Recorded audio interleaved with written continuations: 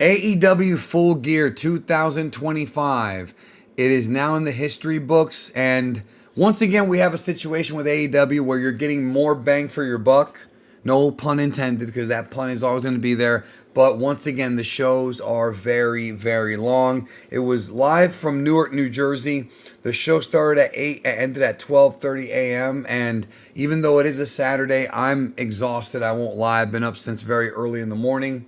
And I can only imagine how hard it is people in Newark driving home this late at night. These AEW pay-per-views, I'm not that kind of guy who complains.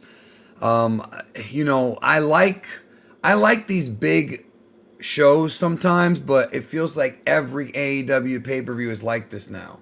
And Tony Khan has to really work on, especially now that there's going to be more than 4 pay-per-views, cutting them down to 3 hours and 30, or maybe at the most 4. From 8 to 12:30, it's just very, very exhausting. And you get a lot of matches, you get a lot of content, you get a lot of bang for your buck, like I said. But geez, man, these shows are long, and they also have the pre-show, which I'm not going to cover. And the pre-show has like 3 or 4 matches. So yeah, what they did on this show though is they had the pre-show. The last quote-unquote pre-show match was actually a match on the main show, but it started on the pre-show. So they kind of started on the pre-show, and they kind of like segued into the main show, and that's the CMLL Trios Championships, which is El Sky Team, Mystico, Máscara Dorada, and Neon against Don Callis' family of Okada, Takeshita, and Hechicero. A solid opener, I think. Probably not the best match to get the crowd into the show as far as like positioning goes, but it was fine. Like, there's nothing to complain about. This is continuing the Okada Takeshita feud that's been building, where Okada's kind of like the centerpiece of the Callis family, and Takeshita wants respect. Obviously, it's going to lead to a Konosuke babyface turn at some point. They're letting it simmer. They are letting it simmer. I had a feeling they were going to do it at Tokyo Dome, but I guess not. So I'm guessing that whenever we get to that feud or that match, it'll probably be at Revolution next year based on the way things are going. I doubt it'll be at World's End, because it seems like Tony Khan and the creative team at AEW are trying to let this one kind of build up slowly. And I like the way it's going. It is a very interesting storyline. One of the few things in wrestling now that is interesting. I feel like AEW has a couple things I like. WWE has a couple things I like. WWE, what they did with War Games, lately, the build up to the men's War Games has been solid, especially with the go home angle from the Garden Raw. That was good. And the Cena stuff's all been interesting. Over here in the AEW side, the Don Callis family has been firmly set up as the top heels, and the main event scene is getting interesting. We'll talk more about that later. Pac and Darby Allin. This is a match where these guys have had history going back to the early days of AEW. I was surprised that Pac won. Darby continues feuding with the Dick Riders. I don't know what's going to happen with this faction. I find them to be incredibly boring. Like, they don't really do anything all that entertaining or interesting. Pac is a great wrestler. Darby Allin's a guy that I don't look forward to his matches anymore, because it's just a stunt show at this point. And, he has talent, but it's just getting ridiculous. And there's more of that coming up later, but I did enjoy this. I think Pac is a very versatile wrestler, and I'm glad that AEW is able to exploit that better than WWE does, in my opinion. Then they had a 4-way tag team match where the winning team has to pick the stipulation for the semifinal match in the women's tag title tournament. It's too much, man. And I've already bitched about all these new belts. I don't need to complain anymore. You know how I feel about it. The Timeless Love Bombs, which is Tony Storm and Mina Shirakawa, they won. They defeated the 3 other teams, which was Willow and Harley Cameron. I love Harley Cameron, bro. I love her. Julia Hart Sky Blue, and Megan Bain and Marina Shafir. Timeless Tony Storm and Mina Shirakawa in this women's tag division is fine. I am perfectly fine with them doing this, and Timeless Tony Storm continues to be an interesting character on AEW TV, although it feels like maybe she should go after that world title soon again, because she's probably the best women's champion that AEW's had. Like, I think she surpassed Dr. Britt Baker as far as like the woman, like the centerpiece woman of the company. It's definitely Timeless Tony Storm, even if she's in the tag division. FTR against Brodido. This was great. This was phenomenal. FTR, man, these guys, the way they put together their tag matches, brother, is just so smooth, creative. They know how to work with the other team's strengths and weaknesses. Brodido, you've got a really nice combination of brawling and Mexican high flying. It works. You would think it wouldn't work, but it does work well. And FTR, the thing that makes FTR maybe the greatest tag team in the business today is that they can work with anyone, anybody on the roster, and elevate the match to high levels. They did win the AEW World Tag Team titles. That's their third reign now. It feels like more, right? But I think they were ROH tag champions for a while, and maybe something else too. I don't remember. But FTR now as heel tag champions. Look, I'm gonna be real. If they want FTR to be tag champions for a whole year, I'm down. I'm down. Like they are that good. Then we had the Casino Gauntlet match for the AEW National Championship. Again, I'm not gonna bitch about the damn titles. This is now the 5th men's mid-card title. I don't care. I'm sorry, I don't care. Nothing. There is nothing that would make me care about this title. I don't care who they put it on. I don't care how good the matches are. I cannot pretend. I cannot tell a lie. I cannot be fake. It's too many belts. I don't care about this belt. I'm glad Ricochet has something to do. This is supposed to be the belt where the wrestlers are going to go on the indie scene. Good for them, I guess. Maybe, maybe not. They risk injury, but TK's okay with paying you during your injury, so maybe it won't be so bad, but still. The most interesting thing about the match was seeing the Hurt Syndicate like fight each other. That was interesting, and I wonder if it's going to go anywhere past this. But yeah, Ricochet won. He is the AEW what the hell's national champion. I just don't see the point. I'm sorry. I don't see the point of this. But a lot of guys who I don't like are in this match. I don't like Orange Cassidy. I don't like Daniel Garcia. I don't like Wheeler Yuta. They bore me. I'm sorry, but they're boring. They stuffed them all in this match. Great. Great. Kyle O'Reilly and Jon Moxley. So this whole thing is a trade-off of what a spring-off of what happened in Blood and Guts. Kyle O'Reilly made Jon Moxley tap out, and that led to a no-holds-barred match, and Kyle O'Reilly did win this match. Now, I like that Jon Moxley has put over Kyle O'Reilly twice. That's very selfless of him. That's very generous of him, being a main eventer and former champion. But I'm having a hard time accepting that Kyle O'Reilly is actually going to get a main event push. Kyle O'Reilly got main event pushes briefly in NXT against Adam Cole, and again in Ring of Honor against Adam Cole. I like Kyle O'Reilly as a wrestler. He doesn't really have all that charisma. Like, he just doesn't. I don't see him being a top singles guy. Again, I genuinely am glad that Jon Moxley put him over. Like, I'm not complaining about it. I just, when I saw Blood and Guts and when I see this, I don't see this leading to anywhere big for Kyle O'Reilly.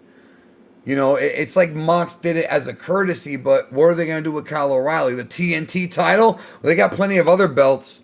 And that's the thing about AEW, is that you have this big talent roster, and instead of cutting down the talent roster or figuring out a way to do a roster split or something, you're just adding more titles and you're just diluting it. It's kind of like, you know, not to get financial with you, but it's kind of like how when the Federal Reserve prints more money, it lowers the value of the money. The more belts AEW has, the more it lowers the value of not only the roster, but the champions of said roster. These belts don't mean anything, man. And so when you've got a roster this big, right, and you've got guys like getting pushes that you know are not going to really be main eventers, I'm sorry, but I don't see Kyle O'Reilly ever being AEW World Champion. I could be wrong. I hope I am wrong. He's just not a guy who I see as main event charisma. I'm not saying he shouldn't have won the match, but where do we go from here? I guess we'll find out. Mark Briscoe and Kyle Fletcher was a pleasant surprise. That was a pleasant surprise, and actually the finish was not what I was expecting. I went into this really thinking Kyle was going to win, but they didn't do that. They gave Mark the feel-good moment in a really good match. I will tell you that I feel like having this no DQ match go on right after the no holds barred match, that was bad. That was bad match placement, man. These two matches were so similar. O'Reilly, Moxley, and Briscoe and Fletcher in that what they did and the violence, they were so similar that to me, I think they should have spread them out or maybe done one on a different pay-per-view. Again, this pay-per-view was 14 matches, right? 13 matches total. WWE gives you 4. Okay, so you're getting more bang for your buck with AEW, but it's so much more diluted. Everything feels like it's, the roster's so big, everyone's got a championship, like it ruins the value. Like, I'm happy that Mark Briscoe got the title, right? But the TNT title doesn't mean anything anymore. But again, it surprised me. I do think that this was done on purpose, though, in the sense of what I mean by done on purpose is there was a reason behind this. Unlike the Kyle O'Reilly win, there is a reason behind this, and I think the reason is not for even Mark Briscoe. I think the reason as to why Kyle dropped the title is because I think they're getting Kyle set up for a main event run. Maybe not as world champion, but it feels like Kyle's going deeper into the upper mid card and maybe feuding with guys in that upper mid card soon. So it seems like he had to get the TNT title, off of him for it to matter. I could be wrong. That's the way I'm seeing it. And I do believe that was the longest match on the show. And it had a great story. The Young Bucks and Josh Alexander against Kenny Omega and Jurassic Express. $1 million trios match. Kind of wacky. They're doing these $1 million matches or whatever. Very 80s of them to do. The Bucks and Josh Alexander. I guess it was supposed to be Andrade at first when he came back. Remember? And then that WWE contract thing happened. So he had to he couldn't be on AEW. Obviously, Jurassic Express was reunited recently and began the feud with the Young Bucks. This phase of that feud. And this is also another phase of Kenny Omega and Blank against the Young Bucks. We've seen Kenny and Hangman, Kenny and Kota Ibushi, and Kenny and Jericho against the Young Bucks. Now it's Kenny and the Jurassic Park. Or the Jurassic Express, I'm sorry. And so the match was good. It's what you would expect from a trios match with these guys in it. I like the idea of Kenny Omega and the Bucks as they are getting older to work more tags and singles. You've got a very healthy main event roster right now without Kenny Omega, and you can always slot them in and out if you want to. But this trios match, I think it was placed well on the card, and I think the match was good. But I think the most important thing was the post match where the Bucks got the $1 million, and they're about to lay out Kenny Omega, the Callis family, and the Bucks make the save, and then Omega and the Jurassic Express reunite with the Young Bucks. So I guess that it'll be these 5 guys against members of the Callis family, and that could, of course, lead to I mentioned Kyle Fletcher going in the upper mid card. They could easily take this and spring off of a Kyle Fletcher Kenny Omega feud to give him some real main event, experience against Kenny Omega, who is in many ways the heart and soul of AEW. So No complaints from me. Like, no complaints from me here. I was surprised at the Bucks going babyface again. I really did enjoy like the founding fathers thing when they dressed in colonial clothes and all that. Like that was a good time. I enjoyed that. Now that I guess they're gonna go back to just being the classic Bucks that we saw like with Kenny on the babyface side a couple of years ago, like shortly after and during the Brawl In stuff, the Brawl Out stuff. I mean, remember during Brawl Out they were the trios. They were going for the trios titles. So yeah, I guess the real trios match we didn't see is the Elite, the Bucks and Kenny, that is, against CM Punk, Ace Steel, and I don't know, Punk's dog. I don't know. But that's the real trios match. Anyways, I'm being stupid. They closed the show with the 2 world title matches, the men's and women's world title matches. Kris Statlander, Mercedes Mone. Solid match. Not the best, late on the show, but it was solid. I actually liked this match a lot more than I was expecting, and I liked it better than their previous match. Mercedes has now elevated herself to being Sasha Banks level, in my opinion, and I think she did a great job here. I think Kris Statlander did great. I love the finish with the Tombstone Piledriver spot from the corner. It wasn't exactly a tombstone, but the way she went into it was. And I was shocked that Kris Statlander won because I for sure thought that Mercedes would win this. So now Mercedes is 0-2 in AEW World Championship matches. Clearly the story that Tony Khan's trying to tell with this is that Mercedes has now made 2 attempts at the AEW World title and failed. And that even though she has all these other championships, you know, I don't know how many she's up to now, 20, 25. The apple of her eye is the AEW World title, and it keeps leaving her clutches. That's the story, yo. Like, that's literally the story that they're trying to tell, and I think they're going to tell it, and I think they're going to hopefully tell it effectively, and I think eventually Mercedes will be AEW Women's Champion. She really doesn't need it right now. So doing this storyline now is effective, and you get Kris Statlander to have a really impressive win on the main event scene as the women's champion. I mean, bro, Mercedes has only lost twice in AEW as far as I know, to Toni Storm and to Kris Statlander. So that's a big deal, I feel, and a very interesting stat if you're interested in that type of thing when it comes to. I know some wrestling fans like Chris Harrington and guys like that, they love stats and numbers, and that's their thing, man. That's their thing, and I respect it. But it seems that that's where they're going with this. Samoa Joe, Hangman Page for the AEW World Title rematch of last month's match. In case you forgot, I actually didn't get to review the last pay-per-view, Wrestle Dream, because I fell asleep during the show, and I actually wound up never even seeing the rest of the show. I saw some of it, but I never got to see the whole show.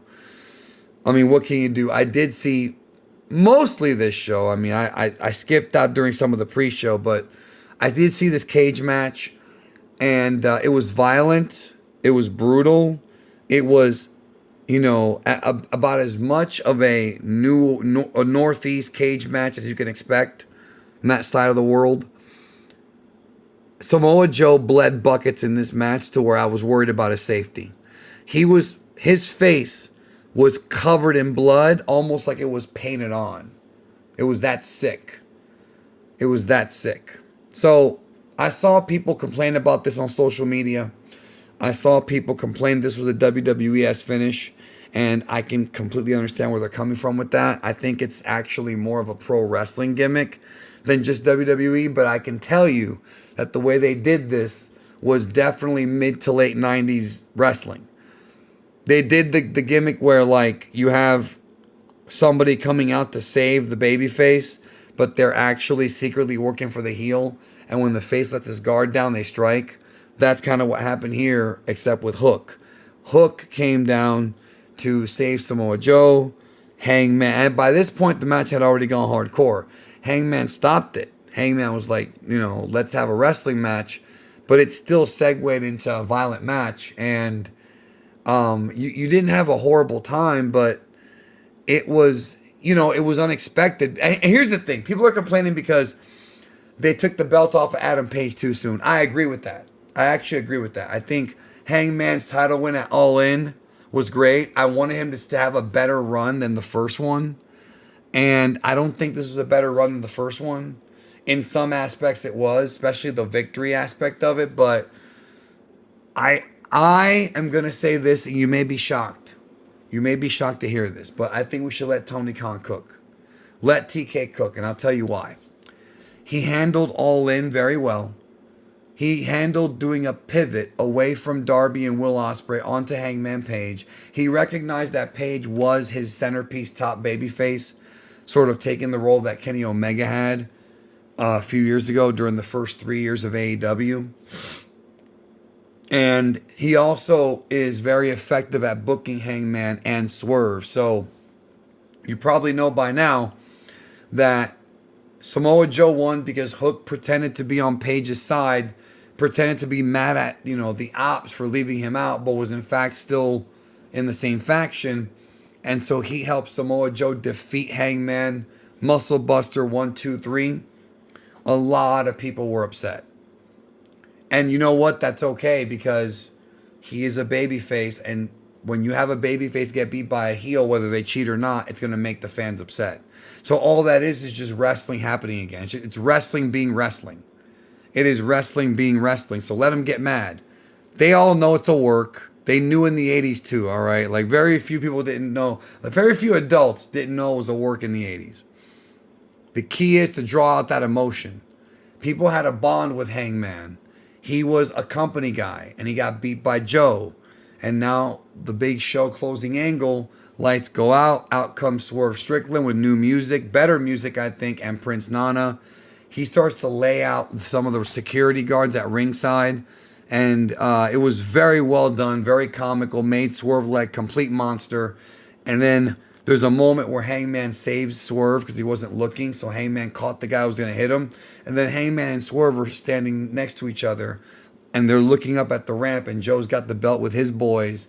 And they're clearly setting up a situation where you're going to have Swerve and Hangman having to work together against this Samoa Joe guy and the Ops. And I like it a lot. We're going to probably see Swerve and Joe at World's End. That's a guess. That's not a spoiler. I really don't know. But that would make sense that we see it at some point soon. I don't know if they're going to go back to Swerve. I actually was hoping they would have gone back to Swerve because he never really got a good chance with his first reign. But because this was Hangman's second reign, which was, I think, maybe a bit better than the first reign, at least as far as television segments go, I do think that Swerve should get another reign, but it also seems like next year's All In is going to be back in the UK, and that's the perfect time to have Ospreay win. The thing is, this is a good problem to have. You've got these guys, Hangman and Swerve. That's your Goku and Vegeta. That's your Vincent Vega and Jules. Like, that's your two leads, right? Let them be the two heroes that feud with everybody. They work together against the Dick Riders. They can work together against the Ops. It's a good team. It really, Ebony and Ivory. It's a good team, and I'm actually looking forward to seeing how this plays out. Obviously, they're never going to get along. They're going to have another match down the road, or they'll become best buddies over time. I mean, or maybe all of that, all of the above. It's wrestling. It happens. Wrestling people betray each other all the time. So. Overall, this was a very good AEW show, but another very long AEW show. Look, man, if AEW just does 3.5 hour pay-per-views or 4 hour pay-per-views, and you just shave a couple matches off of this show, it's not going to hurt the show. It'll make the show better. You could have taken, real shit, the AEW national title, you could have taken that crap off the show. The 4-way women's tag match, take that garbage off the show. Even the 6-man with the CMLL trio style, take that off the show. That's 3 matches right there. You don't need those matches, dude. You don't need them. So, and it would have made the show shorter and I think better. I think it would have been more fondly remembered. But like I said, it was a good show. Like, you get your money's worth. You really do with AEW pay-per-views. So, thumbs up from me. What did you think of AEW Full Gear 2025? Let me know down below. Take care.